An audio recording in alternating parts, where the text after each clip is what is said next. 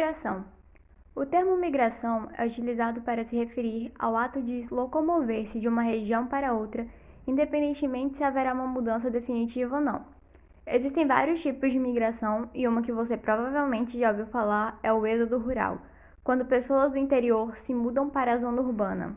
Em contrapartida, também há o êxodo urbano, não tão popular quanto o rural, mas ainda acontece. Aqui as pessoas se mudam da região urbana para a zona rural.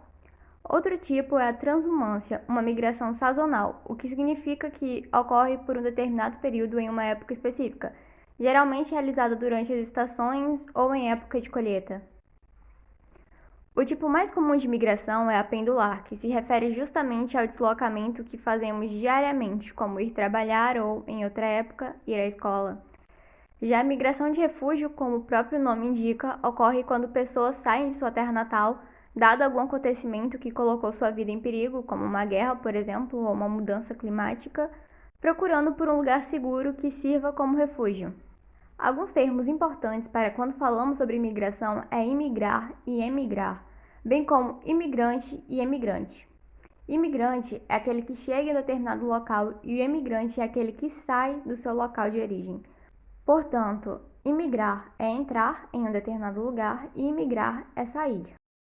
Migração no Brasil. Bom, quanto à migração brasileira, a primeira ocorre em 1500, com a chegada dos portugueses no litoral brasileiro. Lá no século XIX, por volta de 1850, o Brasil recebia, além de imigrantes europeus, também os asiáticos, que vinham trabalhar nas lavouras de café. E já lá para o século XX, com o intenso processo de industrialização e urbanização, é quando temos um intenso fluxo migratório no país, pois grande parte da população da zona rural foram para a zona urbana, causando o que chamamos de êxodo rural. E nesse período é importante lembrar que o maior fluxo que ocorria era de pessoas saindo da região Nordeste, principalmente, indo rumo à região Sudeste, que era onde tinha maior concentração de indústrias. Atualmente no Brasil ocorre muita migração intra-regional, que é quando as pessoas saem do seu município e vão para outros, mas continuando no mesmo estado.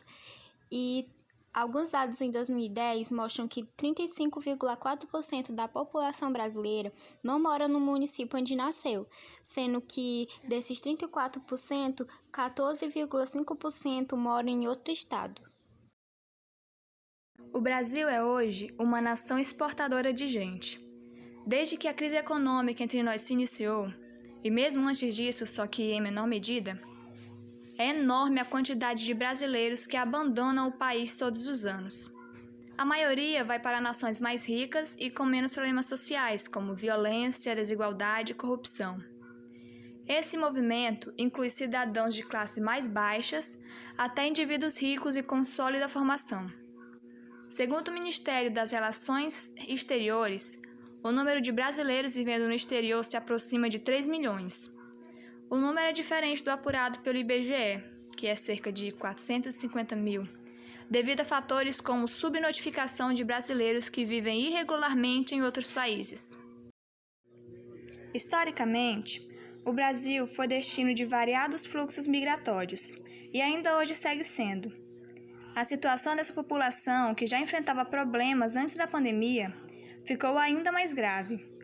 Faltam empregos e aumentou ainda mais a demora na obtenção do Registro Nacional Migratório.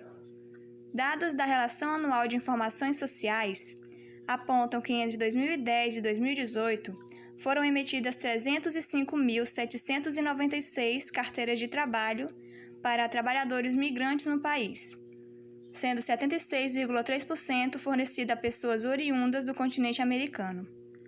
No Rio Grande do Sul, segundo dados do FGTACine, de janeiro de 2018 a maio de 2019, foram encaminhados para o trabalho 6.557 haitianos, 1.559 venezuelanos, 555 uruguaios e 549 senegaleses. A maioria são homens e com ensino médio completo.